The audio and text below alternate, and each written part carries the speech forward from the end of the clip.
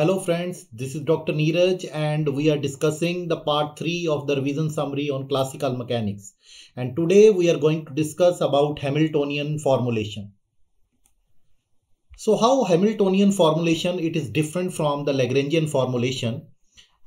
In Lagrangian formulation, students, we were having the independent coordinates or the variables as generalized coordinates and time. Okay, the independent variables, they are generalized coordinates and time. Now you will say that velocity was also there in the Lagrangian, but velocity is just the derivative of the generalized coordinates, so it cannot be treated as an independent variable. It will be treated as dependent variable because it is a function of generalized coordinates. Okay, so generalized velocities are treated as dependent variables.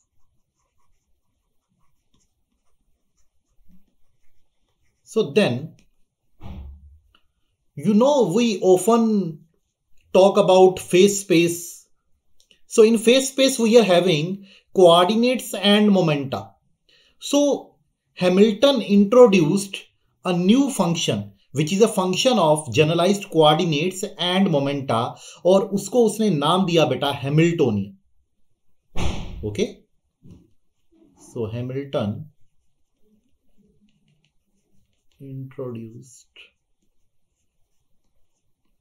a new function which is a function of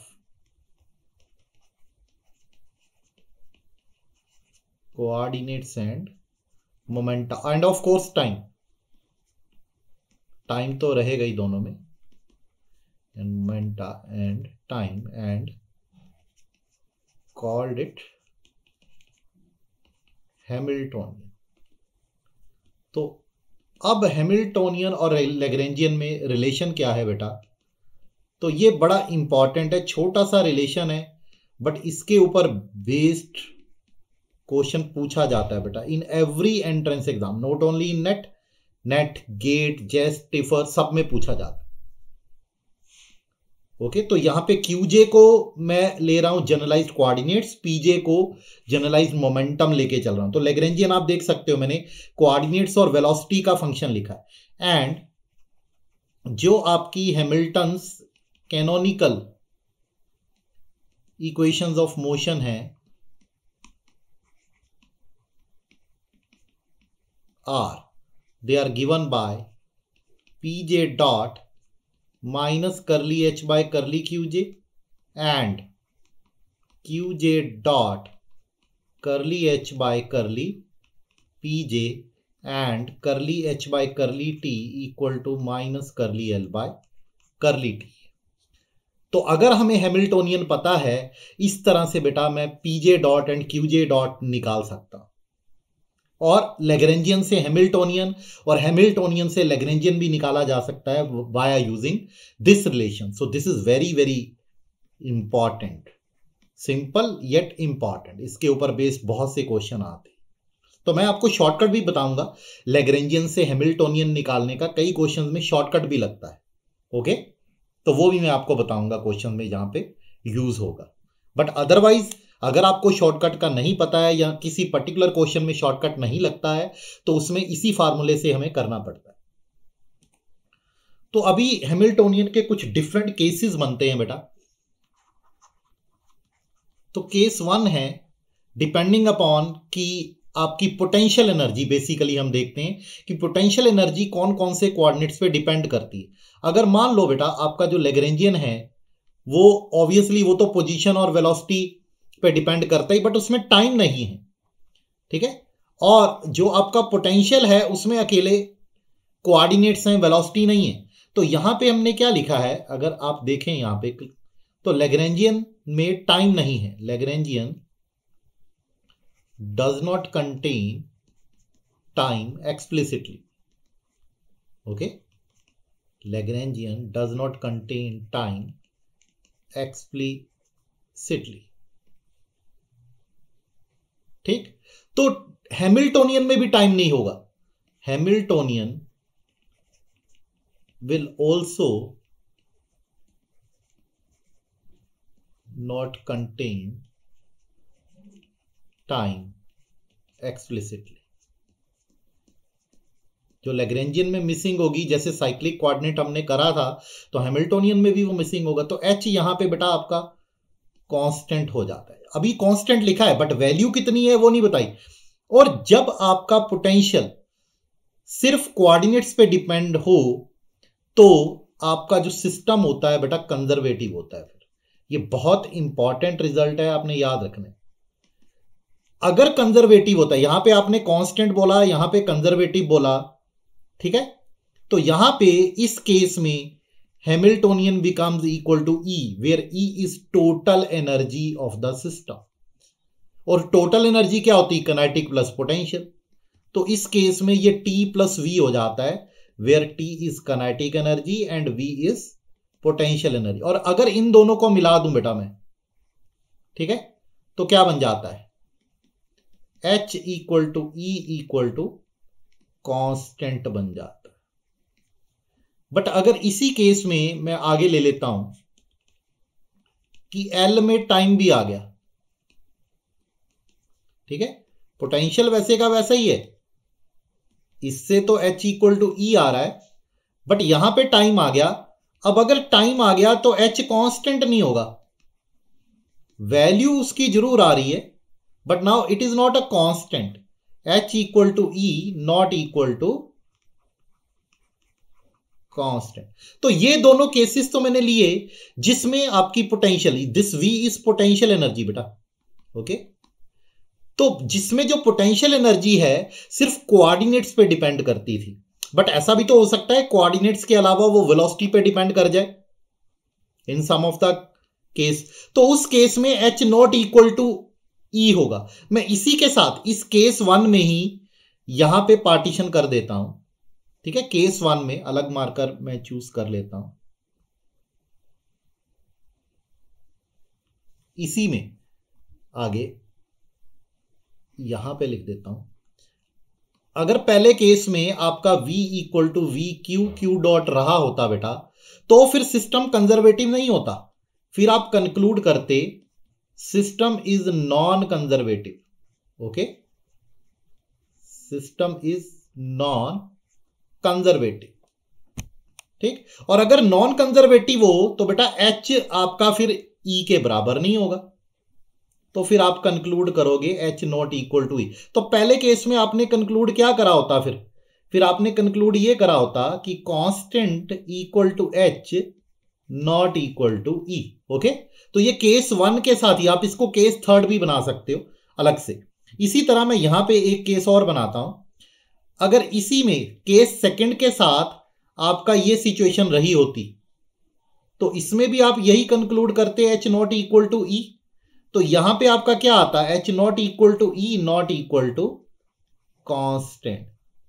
तो सबसे ज्यादा favour हमें करता है पहला case बेटा, क्योंकि उसमें हैमिल्टोनियन हमारा, अब देखिए लैग्रेंजियन क्या होता है? लैग्रेंजियन होता है T माइनस वी। और अगर पोटेंशियल एनर्जी सिर्फ कोऑर्डिनेट्स पे डिपेंड करती है, ठीक है, तो हैमिल्टोनियन आपका आ गया T प्लस वी। तो आपने सिर्फ साइन ही चेंज करना है और तो कुछ नहीं करना।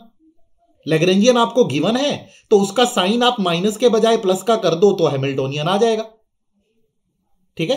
एंड बस उसमें एक चीज और करनी पड़ती है कि लैग्रेंजियन जब आप लिखते हो तो टी और वी में आपका एक्स या एक्स डॉट आता है, तो उसमें आपको उसको पी में चेंज करना होगा। बस इतना सा फिर आपको चेंज करना होता है बेटा, ओके।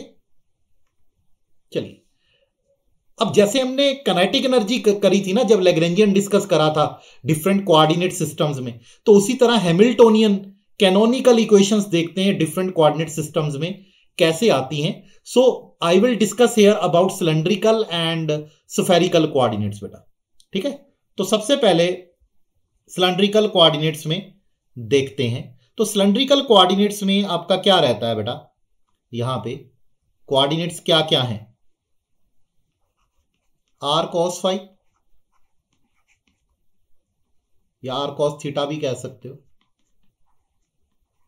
आर साइन फाई, ठीक है। मतलब मैंने आर फाई जेड मान लिए, ये जो कोऑर्डिनेट्स मान लिए आपके, r phi z, rho phi z, s phi z, theta, जैसे मर्जी मान सकते हो। तो हमने काइनेटिक एनर्जी ऑलरेडी निकाली हुई है। So kinetic energy of the particle क्या आएगी, आपको याद होगा, half m are dot square r square phi dot square plus z dot square, ये निकाली थी बेटा, ठीक है। इसको टी बोलते हैं हम, काइनेटिक एनर्जी मतलब टी आ गया। अब जो हमारा पी आर है, मतलब momentum conjugate to radial coordinate, ठीक है, curly T by curly are dot क्या आएगा, एम आर डॉट। यहां से अगर आप देखें तो आर डॉट आ गया बेटा p r by m, okay. Similarly p phi क्या रहेगा, curly T by curly phi dot, ठीक है। तो इसमें भी 2 फाई डॉट, तो 2 कट जाएगा, m are square phi dot, तो यहां से मैं फाई डॉट निकाल लूं, p phi by M R square आ गया बेटा, ठीक है। इसी तरह पी जेड निकाल लें, एम जेड डॉट, तो जेड डॉट आ गया बेटा p z by m, okay. मैंने सारे निकाल लिए। एक्चुअली मैंने काइनेटिक एनर्जी में जो r dot phi dot z dot आ रहे हैं उनको उनके कॉरस्पॉन्डिंग मोमेंटम में करना है ना, तभी ये हैमिल्टोनियन बनेगा ना। सो देयरफॉर टी क्या आ गया बेटा, हाफ एम, अब आर डॉट की वैल्यू डालो, अब देखो मोमेंटम में कन्वर्ट हो गया ना, क्योंकि हैमिल्टोनियन में या तो कोऑर्डिनेट होते हैं या मोमेंटा, वेलोसिटी नहीं होती, यही बस आपने ध्यान रखना है। तो आर स्क्वायर, अब इसकी वैल्यू डाली तो p phi square M square are four plus P Z square M square, ठीक है। तो इसमें कैंसल हो जाएगा, एक जो पार्ट है आपका p are square by M square, यहां पे आपका बन जाएगा बेटा p phi square M square r square. आप चाहो तो एम स्क्वायर आप कॉमन ले सकते हो सारे में से, तो 1/2m बन जाएगा फिर ये। So it will be P are square plus P phi square by R square plus P Z square, ठीक है। तो हैमिल्टोनियन क्या बन जाएगा, T plus V that is 1/2m P are square plus P phi square by R square plus P Z square plus V, simply, ठीक है। अब इसमें आप चाहो तो हैमिल्टन्स कैनोनिकल इक्वेशंस आप निकाल के देख भी सकते हो, तो आपको यही चीजें मिलेगी क्योंकि उसमें आप R dot P R dot यही चीजें निकालोगे ना, फाई डॉट वगैरह, तो आर डॉट आपका पी आर बाय एम ही आएगा, वो सारी चीजें, ठीक है। तो मैं करता हूं, देखो आर डॉट कैसे होता है, करली H by curly P R लिखा था हमने, आप करके देखो, पी आर बाय एम आएगा, वो देखिए ये पड़ा है, ठीक है। एंड पी आर डॉट क्या होता है, माइनस करली एच बाय करली आर रहता है बेटा, ठीक है। कितना आ रहा है, आर की यही टर्म है पी फाई वाली, तो -1/2m P phi square minus 2/r cube, 2 cut जाएगा, तो it will be P phi square by M R cube, ये आ गया बेटा। इसी तरह आप फाई डॉट का भी निकाल सकते हो, phi dot curly H by curly P phi by M R square, check कर सकते हो आप, निकाला हुआ है हमने पहले, P phi dot curly H by curly phi,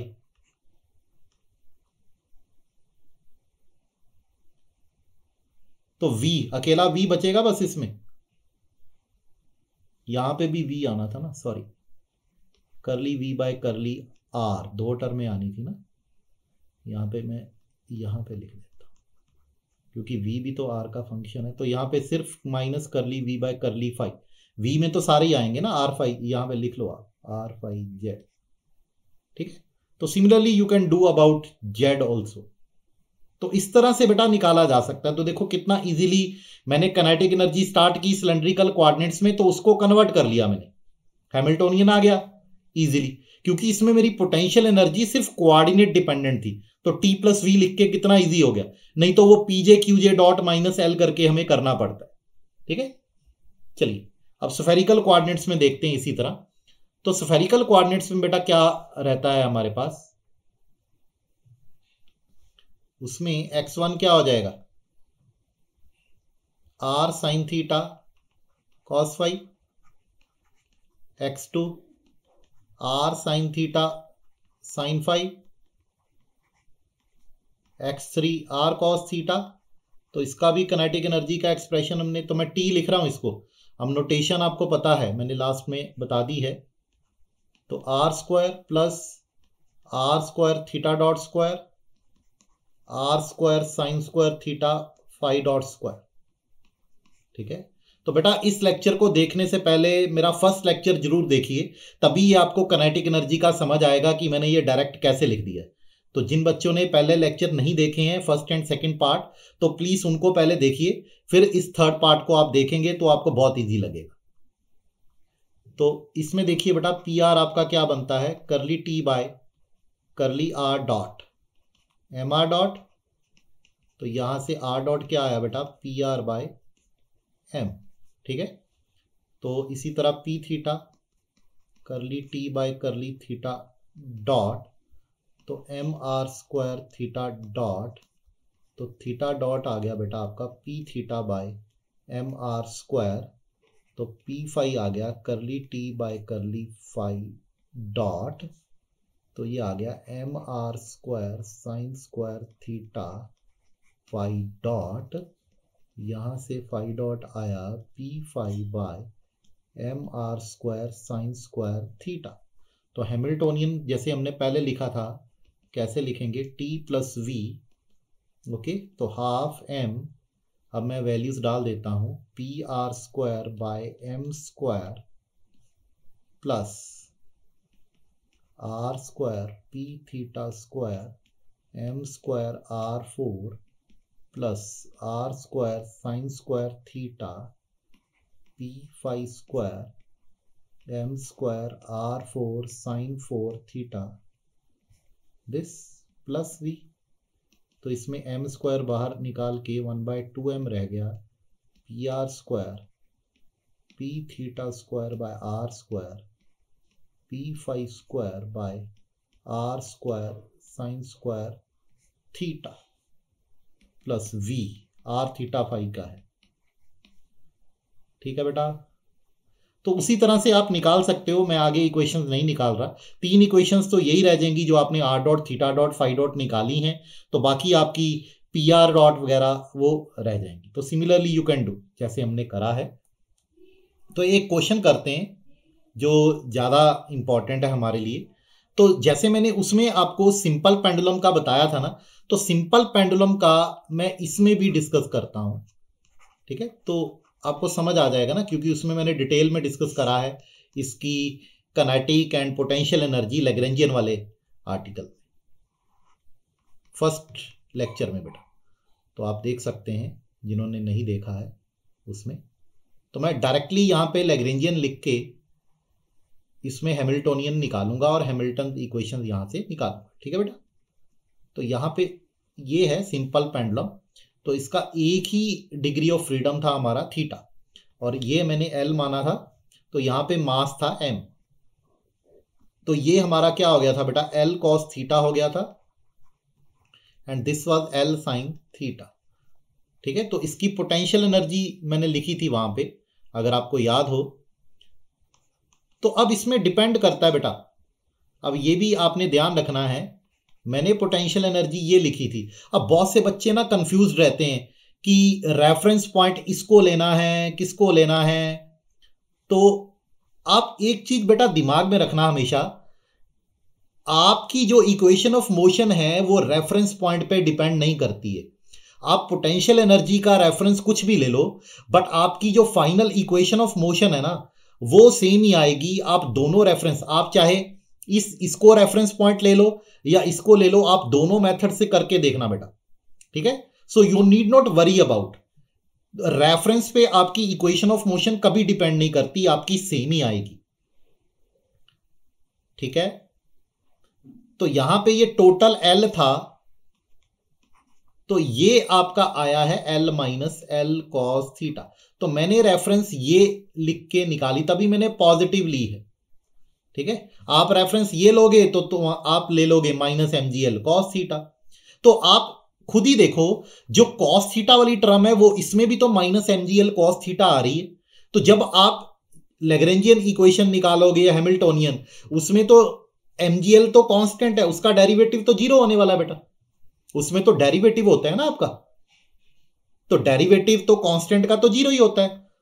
सो इसलिए फर्क नहीं पड़ता वहां पे। बट यहां पे अब एक बात नोट करने वाली है, जो मैंने आपको केसेस बताए थे, बिकॉज जो पोटेंशियल एनर्जी है is a function of coordinate alone. अब इसमें वेलोसिटी तो नहीं आ रही ना, कोऑर्डिनेट मतलब थीटा का फंक्शन है, थीटा डॉट का थोड़ी है। So system is conservative. तो यहां से देखो ये भी पता चल रहा है कितना हमारे लिए हेल्पफुल है, मैंने यहीं से बता दिया कि सिस्टम कंजर्वेटिव है, ठीक है। मतलब Hamiltonian will be equal to total energy of the system that is T plus V. तो मैं डायरेक्टली हैमिल्टोनियन को टी प्लस वी लिख दूंगा। तो टी क्या थी हमारी इस केस में, अगर आपको याद हो बेटा, तो half M L square theta dot square plus हो जाएगा यहां पे ये। तो ये मैंने ऑलरेडी निकाल रखी है, जैसे मैंने कहा फर्स्ट पार्ट में, तो आप वहां से देख सकते हैं, ठीक है। तो हैमिल्टन, अब मैं दूसरे तरीके से भी इसको करूंगा, पहले मैं हैमिल्टन इक्वेशंस ऑफ मोशन निकाल लूं, इसको कंप्लीट कर दूं, तो कितना इजीली देखो टी और वी से मैंने एच निकाल लिया। इक्वेशंस ऑफ मोशन आर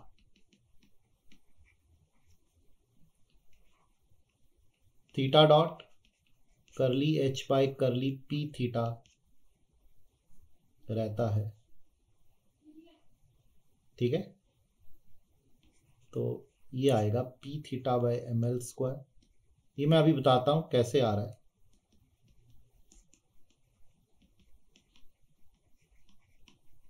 जब मैं दूसरे मेथड से करूंगा लैग्रेंजियन से, तो आपको पता लग जाएगा।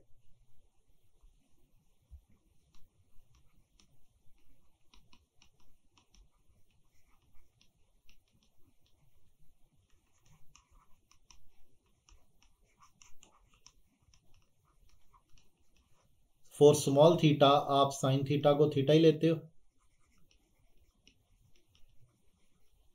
ये एस एच एम की इक्वेशन आ गई फिर। तो यहां से टाइम पीरियड आप निकालते होते हो, आपको अगर याद हो, जो थीटा का कोफिशिएंट होता है उसका इन्वर्स लेके स्क्वायर रूट लेके, ओमेगा ओमेगा स्क्वायर होता है ना एक्चुअली, ये जी बाय एल, तो ओमेगा हो गया जी बाय एल स्क्वायर रूट, तो टी होता है 2 पाई बाय ओमेगा, ठीक है। तो यहां से इस इक्वेशन से एक्चुअली ये जो फैक्टर है ये ओमेगा स्क्वायर है, तो ओमेगा आपका आता है बेटा जी बाय एल स्क्वायर रूट, तो टी 2 पाई बाय ओमेगा रहता है ना। तो वहां से फिर मैंने ये निकाला। अब इसको दूसरे तरीके से भी आप चाहते तो कर सकते थे, कौन सा था, ये वाला तरीका बेटा, पी जे Q J dot minus L, और यहां पे एक ही कोऑर्डिनेट है P theta theta dot minus L, ऐसे इस तरह से आप निकाल सकते थे, ठीक है, इस तरह से सॉल्व करके। तो आपका जो लैग्रेंजियन था, मैं यहां पे ये लैग्रेंजियन भी लिख दूं, लैग्रेंजियन आपका ये था बेटा,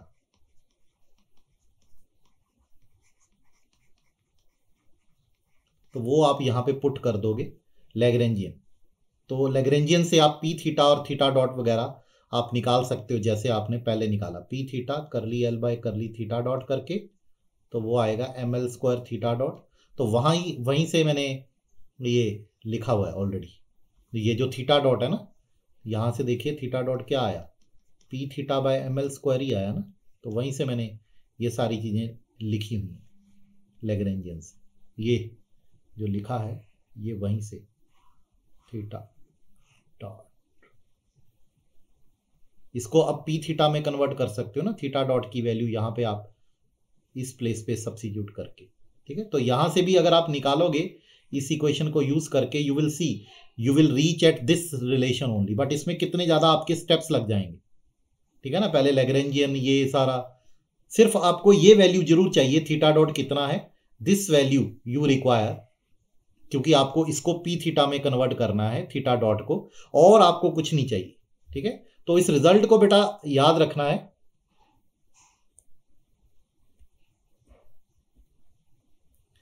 so that's all for today.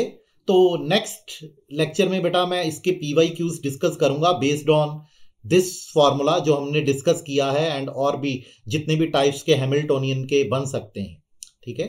तो why you should choose edu uncle, तो आप देख ही रहे हैं कि हम वीडियो लेक्चर्स आपको प्रोवाइड कर रहे हैं रिवीजन समरी के, तो उसमें हम ऑल्दो कि ये शॉर्ट वीडियो लेक्चर्स हैं, बट हम डिटेल में डिस्कस कर रहे हैं। पहले थ्योरी डिस्कस कर रहे हैं, देन PYQs भी उसके साथ डिस्कस किए जाते हैं। तो आपको best quality study material provide किया जा रहा है बेटा।